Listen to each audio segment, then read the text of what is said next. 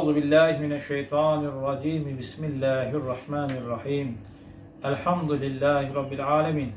Wassalatu wassalamu ala rasulina Muhammadin wa ala alihi wa sahbihi ajma'in. Amma ba'd. Mari kita lanjutkan pembahasan kita dari buku Tuntunan Generasi Muda karya Imam Badi'uzzaman Said Nursi, ulama dari Turki.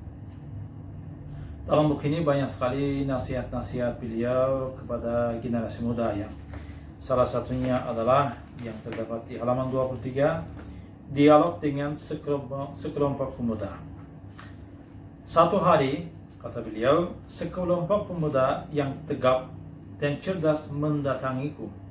Mereka meminta nasihat dan petunjuk yang bisa mencegah mereka dari berbagai kejahatan akibat tuntutan hidup, gelora masa muda, dan dorongan hawa nafsu yang mengitari mereka. Maka aku pun memberikan nasihat kepada mereka sebagaimana nasihat yang kuberikan kepada orang-orang yang meminta bantuan dari Risalah Nur sebagai berikut. Inilah nasihat beliau kepada para pemuda itu. Ketahuilah bahwa masa muda pasti berlalu. Itu sebuah keniscayaan ya. Ketahuilah bahwa masa muda pasti berlalu. Jika engkau tidak membatasi diri dengan batasan yang disyariatkan, maka masa muda tersebut akan hilang dan pergi begitu saja. Serta engkau akan mendapat bencana, musibah dan derita di dunia, di alam kubur dan di alam akhirat yang jauh melebihi segala kenikmatan yang telah engkau rasakan.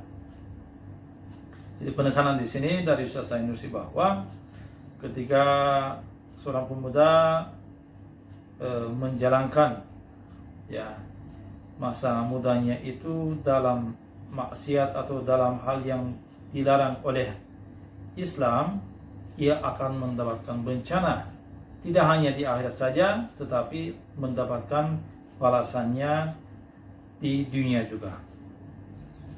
Nanti akan diberikan contoh-contohnya. Namun jika engkau menggunakan masa mudamu dalam menjaga kehormatan dan kemuliaan serta taat kepada Tuhan dengan cara mendidik lewat pendidikan Islam sebagai wujud atas syukur kepada Allah Subhanahu wa taala atas masa nikmat muda yang Dia berikan, maka masa tersebut akan terus terjaga dan akan menjadi sarana untuk memperoleh masa muda yang kekal di dalam surga yang abadi kelak.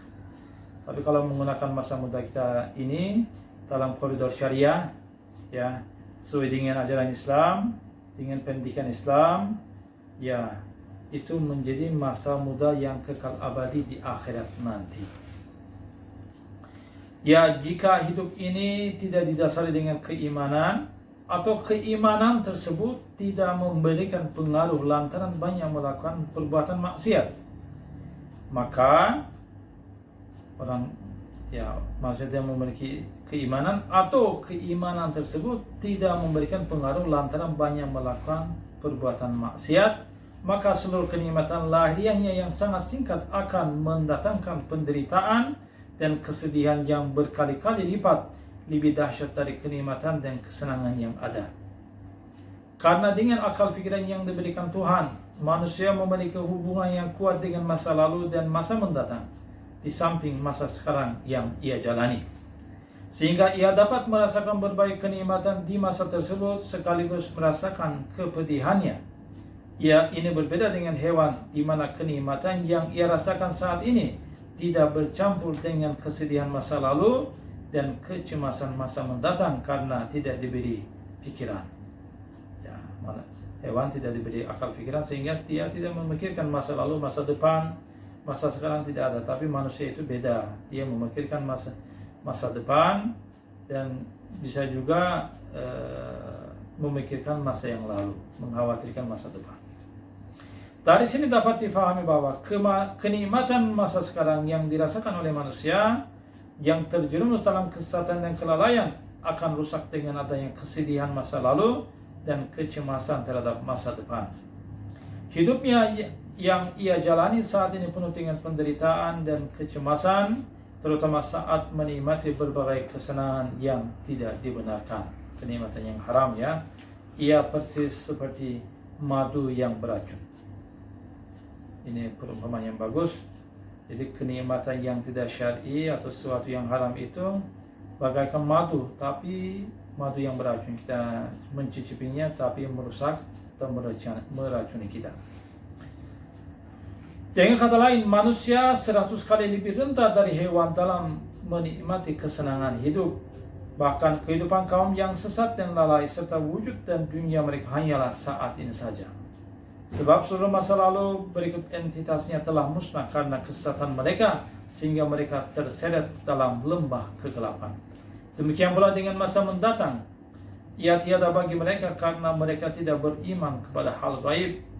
Akhirnya berbagai perpisahan abadi yang tak berakhir mengisi hidup mereka dengan kegelapan yang pekat selama mereka masih memiliki akal dan mengingkari hari kebangkitan. Ini dalam kondisi tidak beriman dan dalam keadaan kesesatan. Akan tetapi, ketika iman menjadi sumber kehidupan dan cahayanya bersinar, ia akan menerangi masa lalu dan masa mendatang. Iman itu menerangi manusia, menerangi masa depan, masa mendatang, dan menerangi semua alam semesta. Keduanya akan abadi serta dapat menolong ruh dan kalbu mukmin dari sisi iman dengan berbagai perasaan yang mulia dan cahaya ekstensi yang abadi, sebagaimana yang diberikan oleh masa sekarang. Hakikat ini telah dijelaskan secara lengkap dalam harapan ketujuh dari Risalah Asy-Syuyukh atau Risalah Lanjut Usia. Di sana digambarkan bahwa dengan iman itu segala sesuatu yang ada di alam ini menjadi terang. Demikianlah hidup. Ini formula atau resep dari Syed Nursi bagaimana kita mendapatkan hidup bahagia. Jika engkau ingin hidup bahagia, maka nyalakan hidupmu dengan iman. Hiasilah ia dengan melaksanakan kewajiban, dan jagalah ia dengan menjauh kemaksiatan. 3 hal ya, saya ulang lagi. Jika engkau ingin hidup bahagia, maka nyalakan hidupmu dengan iman. Kedua, hiasilah ia dengan melaksanakan kewajiban. 3, jagalah ia dengan menjauh kemaksiatan. Adapun hakikat kematian yang memperlihatkan berbagai kengeriannya dan maut yang kita saksikan setiap hari di setiap tempat, akan kujelaskan dalam sebuah perumpamaan, sebagaimana penjelasan yang kuberikan kepada para pemuda yang lain. Bayangkan di sini ada sebuah misal atau sebuah perumpamaan. Bayangkan di sini misalnya ada sejumlah tiang gantungan dipasang di hadapan kalian. Coba kita bayangin ya. Di samping terdapat tempat untuk membagi-bagikan hadiah berharga yang istimewa kepada mereka yang beruntung. Kita juga yang berjumlah 10 orang di sini akan dipanggil kepadanya, baik dalam kondisi suka maupun terpaksa. Pasti akan melewati. Hanya saja karena waktu pemanggilan tidak diketahui, setiap saat kita selalu menantikan pihak yang memanggil kita. Kesinilah, terima keputusan hukuman matimu dan naiklah ke tiang gantungan. Atau ia berkata, kesinilah, ambil sebuah tiket yang akan memberikan keuntungan miliaran rupiah. Jadi ada 2 kemungkinan ya. Ketika kita sedang diam menunggu, tiba-tiba terdapat 2 orang yang datang ke depan pintu. Salah satunya berupa wanita cantik dan genit, serta nyaris telanjang, di mana ia membawa sepotong kue yang tampak lezat untuk diberikan kepada kita. Dalam kondisi itu ya, kita lagi nunggu giliran untuk dipanggil gantungan, tiba-tiba muncul seorang wanita yang cantik, tapi nyaris telanjang, membawa sepotong kue yang tampak lezat untuk diberikan kepada kita. Hanya saja sebenarnya ia beracun. Sementara yang lain berupa lelaki gagah dan berwibawa. Ia masuk setelah wanita itu seraya berkata, aku membawakan sebuah azimat dan pelajaran untuk kalian. Jika kalian membaca pelajaran tersebut dan tidak memakan kue tadi, kalian akan selamat dari tiang gantungan. Dan dengan azimat ini, bacaan itu ya, kalian akan menerima tiket hadiah berharga. Kalian melihat dengan mata kepala bahwa siapa yang memakan kue tersebut akan terkena penyakit perut hingga naik ke tiang gantungan. Ataupun orang yang memperoleh tiket hadiah meskipun tidak terlihat oleh kita dan kelihatannya mereka naik ke tiang gantungan, hanya saja lebih dari jutaan saksi menginformasikan bahwa mereka sebenarnya tidak digantung. Namun ia menjadikan tiang gantungan tersebut sebagai tangga agar dapat dengan mudah menyeberang menuju tempat pemberian hadiah. Lihatlah dari sejumlah jendela untuk dapat menyaksikan bagaimana para pembesar yang bertanggung jawab membagi-bagikan hadiah tersebut memanggil dengan suara keras, para pemilik azimat atau bacaan tadi tersebut telah berhasil mendapat tiket hadiah. Yakinlah hal tersebut sebagaimana kalian melihat secara langsung orang-orang yang pergi menuju tiang gantungan. Jangan sekali-kali ragu, ia sangat jelas, sejelas mentari di tengah hari. Nah, ini perumpamaan. Maksudnya apa ini? Nah, berdasarkan perumpamaan di atas, maka kenikmatan masa muda yang terlarang sama seperti madu yang beracun. Dalam contoh itu ada perempuan yang membawa kue ya. Nah, itu kenikmatan yang tidak syar'i atau hal-hal maksiat ya. Itu bagaikan madu yang beracun. Kematian orang yang kehilangan tiket iman yang mendatangkan kebahagiaan abadi laksana tiang gantungan. Nah, kematian itu bagaikan tiang gantungan itu. Ia menantikan si algojo, maksud manusia menantikan si algojo, yaitu ajal yang bisa datang kapan saja, karena tidak kita ketahui untuk merenggut nyawa tanpa membedakan antara yang muda dan tua. Nah, itu kematian kapan saja datang kita tidak tahu. Ya, tidak melihat yang muda atau yang tua. Lalu ia memasukkannya ke lubang kubur yang merupakan pintu kegelapan abadi sebagaimana tampak secara lahiriah. Nah, ini kematian bagi orang yang sebetulnya bagi orang yang tidak beriman ya, kondisinya menakutkan ini. Akan tetapi jika si pemuda itu berpaling dari kenikmatan terlarang yang menyerupai madu beracun, lalu ia pergi untuk mendapat azimat Qur'ani yang berupa iman dan penunaian kewajiban. Berarti azimat yang dimaksudkan dalam perumpamaan itu adalah azimat Qur'ani yang berupa iman dan penunaian kewajiban. Maka 124.000 nabi, jumlah nabi ya dalam hadis juga disebutkan 124.000 nabi, serta para wali salih dan ulama yang tak terhitung banyaknya menginformasikan dan memperlihatkan tanda dari informasi yang mereka berikan bahwa seorang mukmin, informasinya apa? Seorang mukmin akan mendapatkan tiket yang membuatnya meraih kebahagiaan abadi. Kalau dia pakai azimat Qur'an tadi, iman dan melaksanakan kewajiban, dia akan mendapatkan kebahagiaan abadi di akhirat nanti. Nah, di sini ada sebuah kesimpulan. Kesimpulan, masa muda akan berlalu dan pasti akan pergi. Jika ia telah meniti jalan kesenangan yang menyenangkan, maka hal itu akan mendatangkan ribuan bencana, derita dan musibah yang menyakitkan, baik di dunia maupun di akhirat. Jika kalian ingin memahami bagaimana para pemuda seperti mereka biasanya berujung dievakuasi rumah sakit karena tindakan sembrono dan penyakit jiwa yang mereka derita, atau masuk ke dalam penjara dan tempat-tempat pembuangan karena hawa nafsu dan tipu daya yang mereka perturutkan, atau ke tempat-tempat hiburan dan minuman keras karena derita dan tekanan jiwa yang terdapat di dalam dada, maka tanyakan saja ke sejumlah rumah sakit, penjara, dan bahkan tempat pemakaman.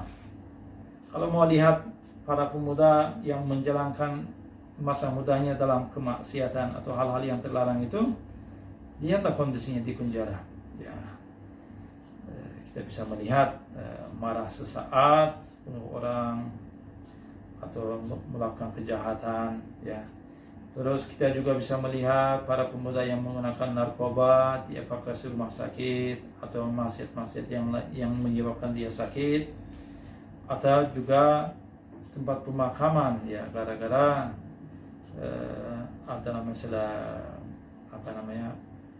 putus dengan pacarnya umpamanya, akhirnya bunuh diri dan sebagainya.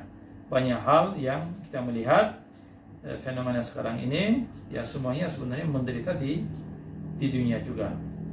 Kalian pasti akan mengetahui dari sejumlah rumah sakit berupa kisah derita dan penyesalan yang berasal dari penyakit akibat keluar masa muda dan penyimpangan mereka.